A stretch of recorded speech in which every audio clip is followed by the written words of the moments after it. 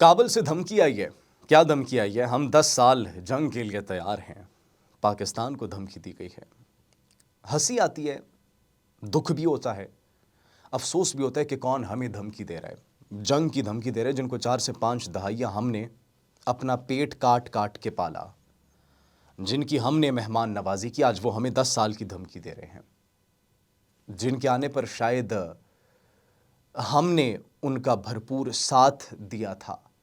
Super powers کو جو وہ کہتے ہیں کہ یہ قبرستان ہے سپر پاورز کا، ان سپر پاورز کو وہاں سے بھگانے میں، ان کو وہاں سے نکالنے میں پاکستان کا کیا رول تھا یہ وہ ڈینائی نہیں کر سکتے. لیکن ابھی اسی پاکستان کو انفارچونیٹلی یہ دھمکی دے رہے ہیں کابل سے کہ 10 سال تک کی جنگ کے لیے ہم تیار ہیں. کابل پر اگر حملہ کیا گیا تو اسلام آباد بھی محفوظ نہیں رہے گا.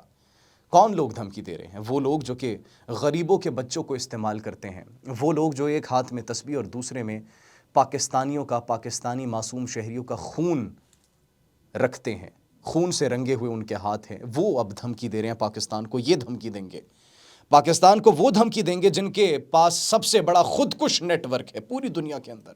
پوری دنیا کے اندر سب سے بڑا خودکش نیٹ ورک جو پھیلا ہوا ہے، اب وہ پاکستان کو دھمکیاں دیں گے. جو بچوں کو جنت کا ایک خواب دکھا کر دین کا لبادہ اڑے، سفید جسموں کا جو جیون سیاہ کرتے ہیں، وہ اب پاکستان کو دھمکیاں دیں گے.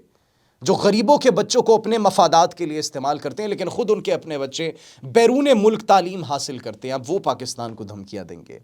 ہم بات کریں ناظرین وزیر دفاع ملا یعقوب کی، جو کہ ایک انٹرویو میں یہ کہتے ہیں کہ اگر کابل پر حملہ کیا گیا تو اسلام آباد بھی محفوظ نہیں رہے گا. ہم کلیئرٹی کے لیے آپ کو بتا دیں، یہ وہ شخص پاکستان کو دھمکی دے رہا ہے جس کے اپنے بچے باہر پڑھ رہے ہیں، جس کے اپنے بچے باہر تعلیم حاصل کرتے ہیں، جن کی اپنی لیڈرشپ کے بچے باہر تعلیم حاصل کرتے ہیں، لیکن ان کے اپنے ملک کے اندر عورتیں گھروں کے اندر جو ہے وہ قید ہیں، جن کو بنیادی حقوق نہیں فراہم کیے جا رہے. اب وہ پاکستان کو دھمکی دے رہے ہیں کہ ہم 10 سال کی جنگ لڑنے کے لیے تیار ہیں. جن کے پاس نہ تو ایئر فورس ہے، جن کے پاس نہ تو کوئی پراپر آرمی ہے، جس کے پاس نہ تو پراپر کوئی آرمڈ فورسز ہے، جن کے پاس صرف ایک ہی حربہ ہے کہ پراکسیز کے ذریعے دہلی کی سپانسرشپ کے اوپر، اسرائیل کی سپانسرشپ کے اوپر خود کش حملے کیے جا سکے، پاکستان کے معصوم بچوں کے اوپر حملے کیے جا سکیں.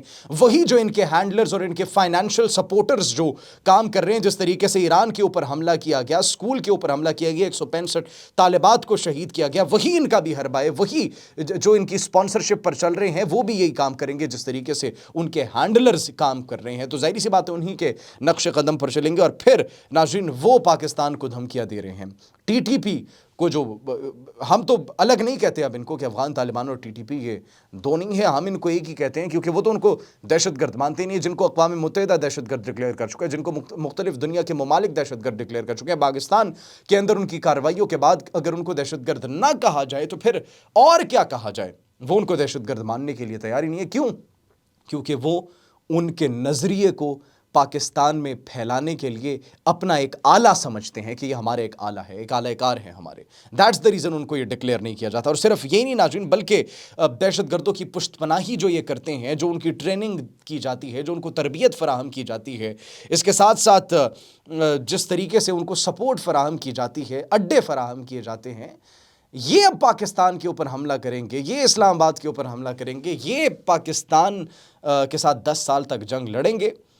ان کے پاس جنگ لڑنے کے لیے کوئی ہتھیار، کوئی آپشن نہیں ہے سوائے اس کے کہ معصوم سویلینز کو نشانہ بنایا جا سکے، جو کہ ہم کبھی ہونے نہیں دیں گے، ہماری آرمڈ فورسز کبھی ہونے نہیں دے گی. ایک بھی قدم اگر آگے بڑھایا گیا یا رکھا گیا تو they know well about our response. They should ask from their father. پوچھے جا کر بھارت سے کہ ان کے ساتھ کیا حال کیا تھا. آپریشن بنیان مرصوص مارکہ حق میں جس طریقے سے ان کا جو حال کیا گیا، پوچھیں. ایک بھی قدم پاکستان کی سلامتی کے خلاف، ہمارے سویلینز کے خلاف، ہماری خود مختاری کے خلاف اٹھانے کی کوشش کی گئی تو اس کے بعد پھر انفارچونیٹلی ہمیں وہ سٹیپس لینے پڑیں گے جس سے یہ ڈرتے ہیں، اور ہم بالکل گریز نہیں کریں گے. Mark my words. آپ اس بارے میں کیا سوچتے ہیں؟ کمنٹ سیکشن میں اپنی قیمتی رائے سے ضرور آگاہ کیجیے گا. اپنا بہت خیال رکھیے. اللہ نگہبان.